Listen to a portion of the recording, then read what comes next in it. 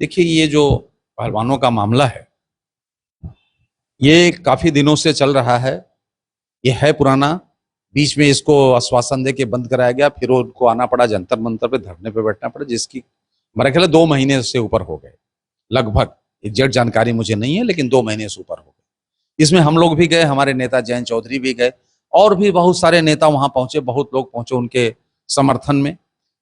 Supreme court के दबाव में किसी तरह से एफआईआर हुआ, और उस एफआईआर के बाद भी जिस जिस एक्ट में उनके ऊपर एफआईआर हुआ, उसमें नियम ये, कोई दूसरा आदमी होता उसकी गिरफ्तारी हो गई होती, नहीं गिरफ्तार तो उसके घर कुड़ कर दिए गए होते, कुड़की हो गई होती, दुनिया भर की कार्रवाई हो गई होती। लेकिन एक बाहुबली के आगे सरकार क्यों झुकी है, ये मेरे तो समझ में नहीं आता। ये सरकार क्या चाहती है और क्या कर रही है। अब जो आप कह रहे हैं कि उन कल जैसे जंतर मंतर खाली करा दिया गया, जो जगह धरने प्रदर्शन के लिए बनाई गई है, जहां वो बैठ के शांति से अपना धरना, उसको क्यों खाली करा गया? ये तानाशाही है। इसको तो मैं कहूंगा एक तरीके से ये अघोषित इमरजेंसी देश में चलाई जा रही है। ब्रिजभूषण जी के बारे में क्या कहेंगे? देखिए, हमें ब्रिजभूषण जी के बारे में कुछ, जिस तरह से कहा को टेस्ट कर लिया जाए, क्या वो जज हैं? क्या वो जांच एजेंसी हैं? कोई इस तरह की सुझाव देंगे लोगों को? अरे बे, उनके क्या हुआ हो? मतलब ये सफाई दे रहे हैं कि भाई आप नार्को टेस्ट अगर सबसे उत्तम मानते हैं तो नार्को टेस्ट से मुझे टेस्ट कर लीजिए, और उससे भी आपको संतुष्टि हो तो क्या ये सब चीजें उनकी कहना बेबुनियाद है? ये बेबुनियाद है भाई। नार्को टेस्ट अगर चाहेगी सरकार, जांच एजेंसियां चाहेगी तो कराएंगे। उसके उनके जवाब में खिलाड़ियों ने भी कहा नार्को टेस्ट कर लीजिए, लेकिन नार्को टेस्ट का लाइव टेलीकास्ट करिए, जिससे हमसे क्या सवाल पूछे जा रहे हैं हमको मालूम हो। खिलाड़ियों ने कहा कि हमें मालूम हो, जनता को मालूम हो कि क्या हमसे पूछा जा रहा है या किस तरह का नार्को टेस्ट किया जा रहा है।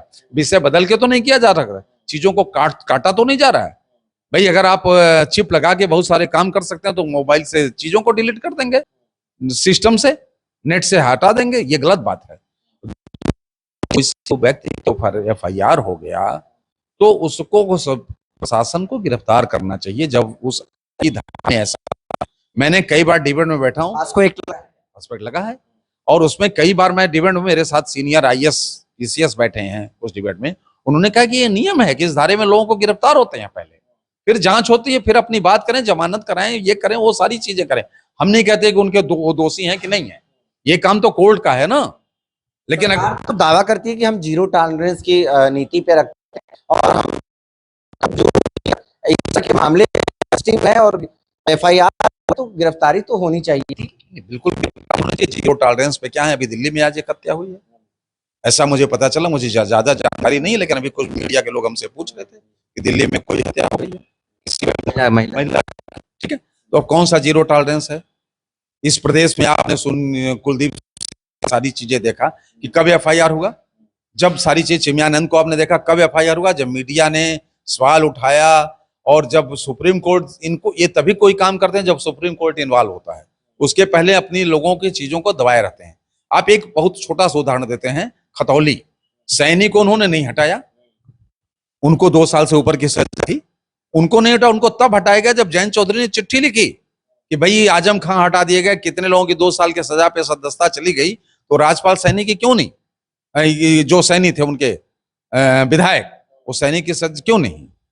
तो जाके वो हटे। तो ये अपने लोगों को बचाने को और छुपाने के सारे कानून को ताक पे रखने का काम करते हैं, और ये शासन प्रशासन के तरीके नहीं, और ये सरकार चलाने का कोई तरीका नहीं है। हम इसकी घोर निंदा करते हैं। एक चीज और बताइए, देखिए स्पोर्ट्स के ये पहलवान हैं, पूरे देश के लिए, हमारे देश के लिए खेलते थे, लेकिन अब इनके साथ तो जाति हो रही है, और एक तरफ खेलो इंडिया खेलो प्रोग्राम भी चला रहे हैं, तो इसको कैसे आप देखेंगे? देखिए, इसको कई तरह के रंग देने की कोशिश भाजपा के साथियों ने किया।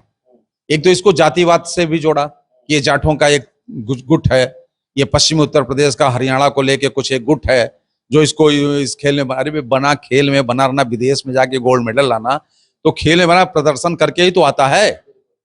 इसमें कौन सी बात है कि कौन है कौन? अरे जो आए पूरे हिंदुस्तान के लोग आए, उसमें कौन सी दिक्कत है? तो इसको दूसरे तरह से कई रंग देके इसको उनको बचाने की कोशिश की जा रही है। और अगर ब्रिजभूषण सिंह जी पाक साफ हैं तो जांच कराने से क्यों डरते हैं, या ये गवर्नमेंट जांच कराने से क्यों डरती?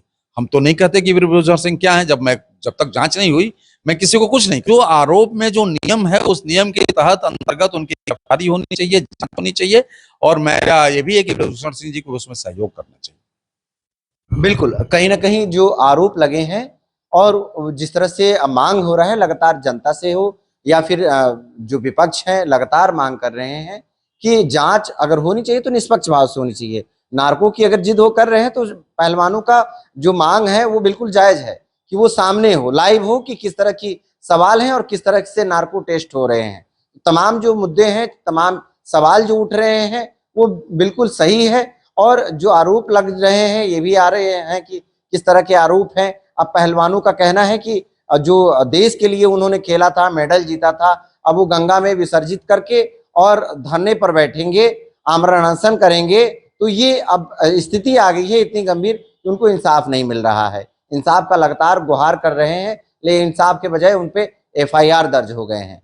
आने वाले समय में किस तरह से उनको इंसाफ मिलता है या फिर जो देश के लिए मेडल जीते हैं वो वाकई गंगा में बहाकर और आमरण अनशन पे बैठेंगे और उसके बाद भी स्थिति गंभीर बनी रहेगी, ये देखने वाली बात रहेगी। लखनऊ से कैमरा पर्सन अनिल के साथ राजन सिंह, JK 24/7 न्यूज।